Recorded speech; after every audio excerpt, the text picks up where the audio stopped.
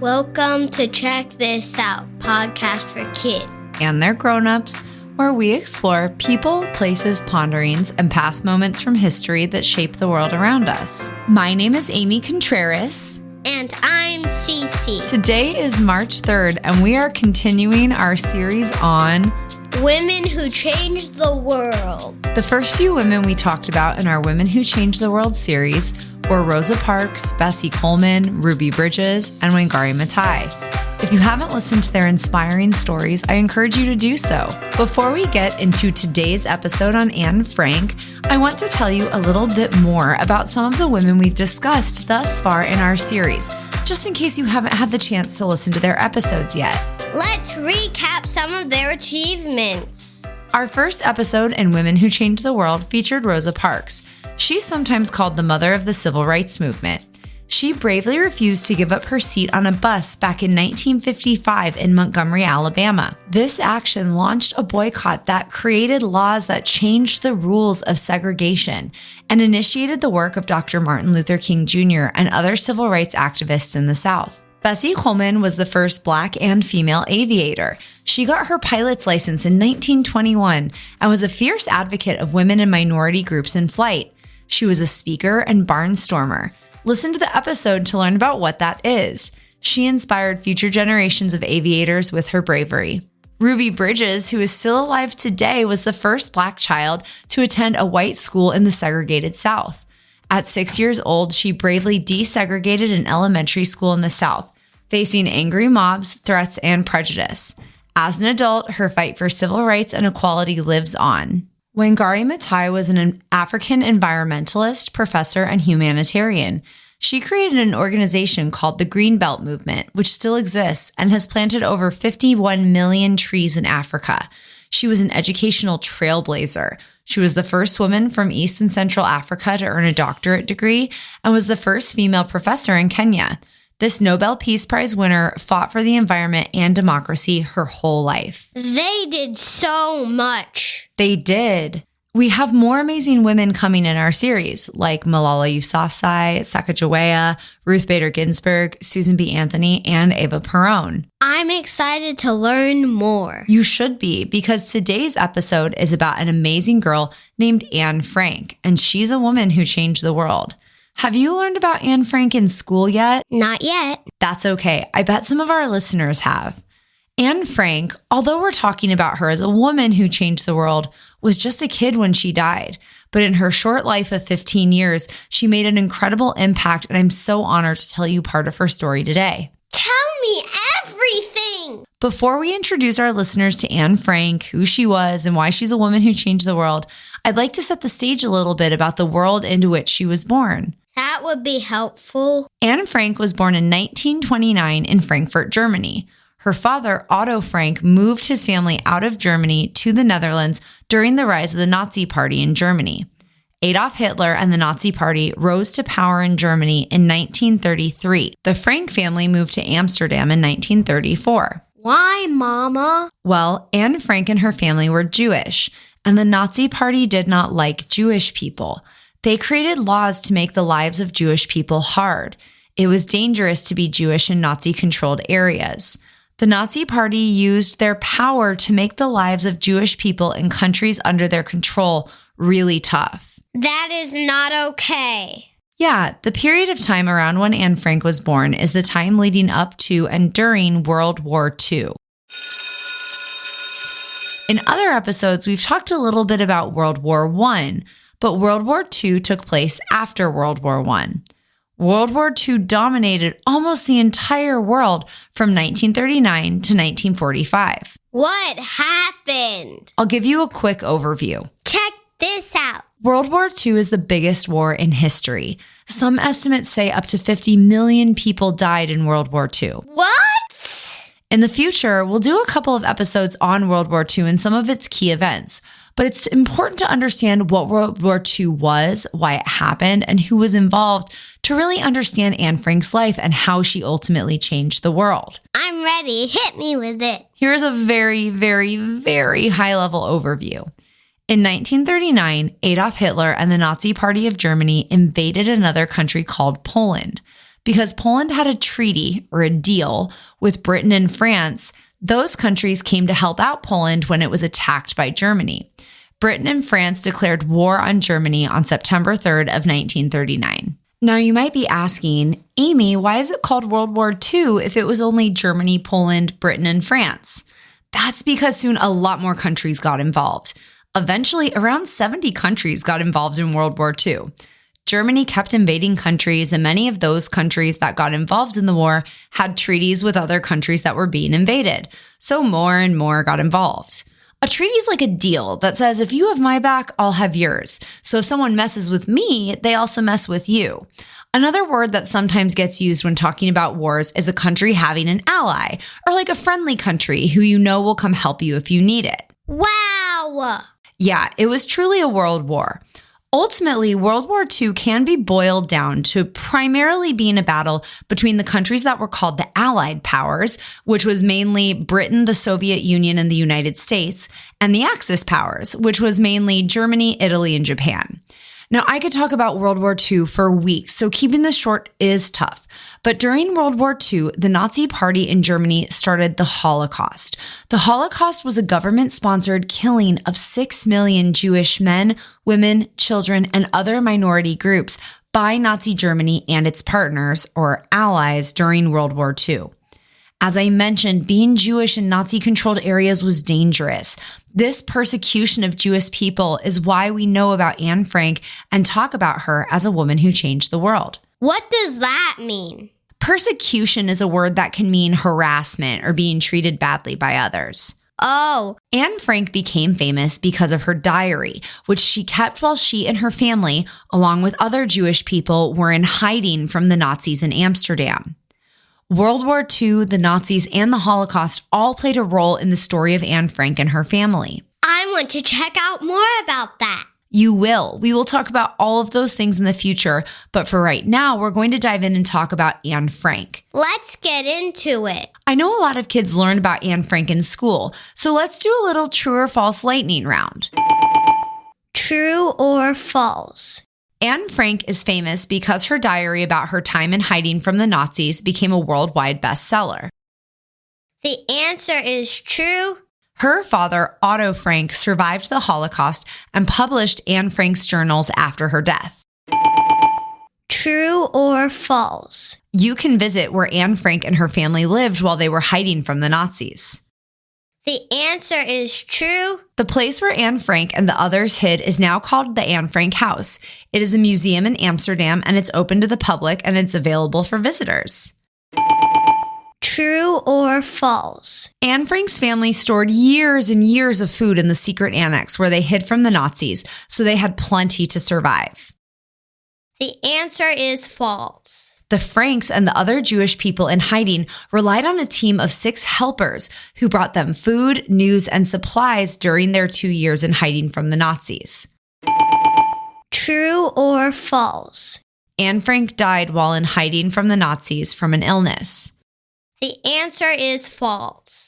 Anne Frank and her sister were taken to a place called a concentration camp after their family was discovered. The treatment of people in these concentration camps was terrible. They had little food and water, unhealthy conditions, and were forced into hard labor. Anne Frank died from the horrible conditions in the concentration camp, and she got a sickness called typhus, which led to her death. Okay, one more question. True or false? The Frank family was betrayed, which is how the German authorities discovered their hiding place. The answer is false. Well, kinda. There are a lot of assumptions that the Frank family was betrayed, but there's no evidence as to who may have betrayed them. There's been lots of research about this, and there are still big questions about how they were discovered by the German and Nazi authorities. I do love a good lightning round, but for the people who don't know anything about Anne Frank yet, it's time we explain all these questions as well as her story. That would be helpful. Anne Frank was born in 1929 in Frankfurt, Germany. She was born to her parents, Otto and Edith Frank, and had an older sister named Margot. As a child, Anne loved writing and hoped to be a journalist when she was older. Anne's family moved to Amsterdam, a city in the Netherlands, when she was 4 years old. As a child, Anne had many friends and loved performing in plays she wrote along with her friends. She didn't like math, but enjoyed writing and history. Anne was outgoing and enjoyed being the center of attention. That sounds nice. It was. Even with the growing tensions in the world around her because of the Nazis, Anne had a happy childhood.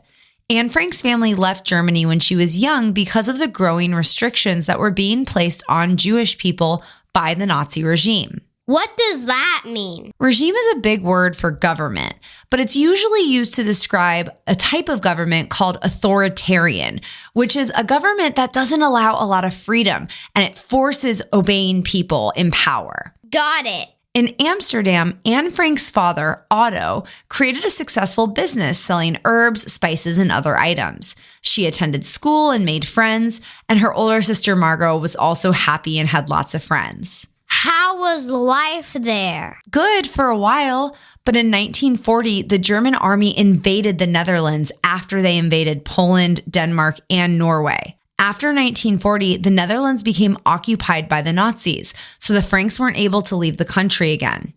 After the Nazis took power in the Netherlands, they created a rule that Jewish people couldn't own their own business. This was one of just many laws against Jewish people that restricted their freedom and rights. Luckily, Otto Frank had loyal non-Jewish employees, and he was able to keep his company out of Nazi hands by using them to keep control of his business. That must have been hard. It was, and it got harder over time. Just a year later, in 1941, Jewish men started getting arrested and were sent to the Mauthausen concentration camp. Otto Frank, Anne Frank's father, knew some of the people who got sent there, many of whom died at the concentration camp. In early 1942, Anne Frank's dad decided to use a portion of his business space to create a hiding place for his family. They started working on creating a living space, and Otto asked 4 of his employees to help hide his family if needed. In July of 1942, Anne's older sister Margot got a letter telling her that she had to go to a labor camp in Nazi Germany. Her family didn't trust the summons, and they were afraid of what it would mean for Margot. The next morning, Anne Frank's family moved into the secret hiding place at her father's place of business. Do you know what the place where Anne Frank and her family hid was called?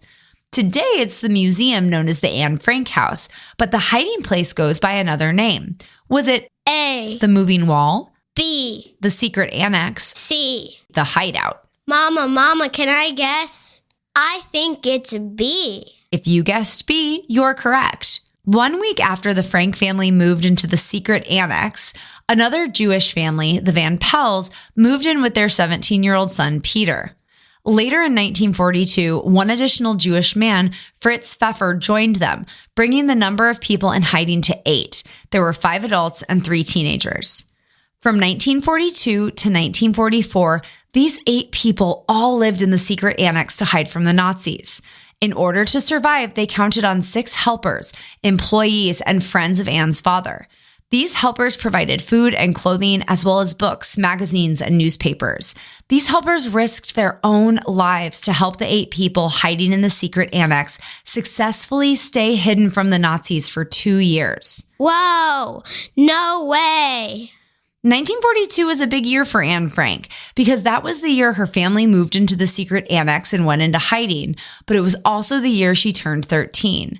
For her 13th birthday, she received an important present. Was it A, a pair of binoculars, B, a stopwatch, or C, a diary? If you picked C, that was a super duper good choice.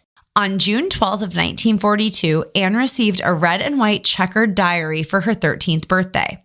This diary would become her lifeline and legacy while living in the secret annex. Why does that matter? Anne Frank's diary is how we know about her time and experiences in hiding in the secret annex. Got it. Anne Frank didn't just keep a diary. She also wrote stories and hoped to publish a book about her time in the secret annex after the war was over. Anne Frank's diary and story have been converted into books, plays, and movies. Do you want to guess how many languages the Diary of Anne Frank has been translated into? Do you think it's more than 10? Yeah! More than 30? Yeah! More than 60? Yeah! You're right. The Diary of Anne Frank has been translated into over 75 languages. During the time her family lived in the secret annex, Anne Frank wrote in her diary a lot. Keep in mind, she didn't have a phone or a tablet. Not a Nintendo Switch. She even only had very limited books and magazines and space to keep her entertained.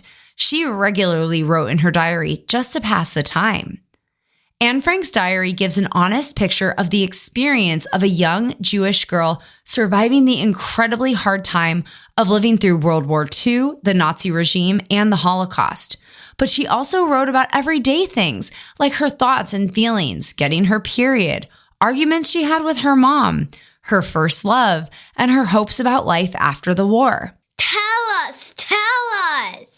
I promise I'm going to. Anne Frank's diary is one of my favorite things I ever got to read in school. And in part 2 of our episode on Anne Frank, we have some friends who will be joining us to talk more about Anne Frank and her diary. Tune back in for part 2 on Anne Frank when our friends Andrea and Mika come to help us read some parts of her diary. Mika is the great-granddaughter of 2 Holocaust survivors, and having her help us read from Anne Frank's diary was so special. Part 2 of this episode on Anne Frank will be dropping in just a couple of days, so make sure you're following along and subscribing so you get an alert when the next episode drops. In the meantime, let's recap a few facts you can continue to research on your own until the next episode. Fact number 1. Anne Frank lived during World War II and the Nazi occupation of the Netherlands. She was 13 years old when her family went into hiding. There's a lot you can learn about World War II, but I think it's interesting to research what countries were involved and learn about the role they played in the war. Remember, about 70 countries all around the world were involved in World War II. Fact number 2. This episode talked about a lot of hard things Jewish people experienced as a result of the Nazi Party. This can be confusing and overwhelming. The time in history that Anne Frank lived was complicated, and it can be hard to give just a simple answer about why it happened. Throughout history, small groups have been picked on by others who don't understand them or who have different beliefs. This absolutely does not excuse the treatment of Jewish people by the Nazis. Talking about Anne Frank's experience and the experience of the Jewish community in World War II shows us that we always have an obligation to pay attention and to stand up and protect smaller groups when bad things are happening. Kind of like protecting our friends from a bully at school. Fact number 3. Anne Frank's diary is a snapshot of her life during the 2 years she lived in hiding. If you like quotes, she has some great ones. You can probably check out her diary at your local library if you'd like to actually read it. That's all for now. We'll see you in a couple of days for part 2 on Anne Frank. See you next episode.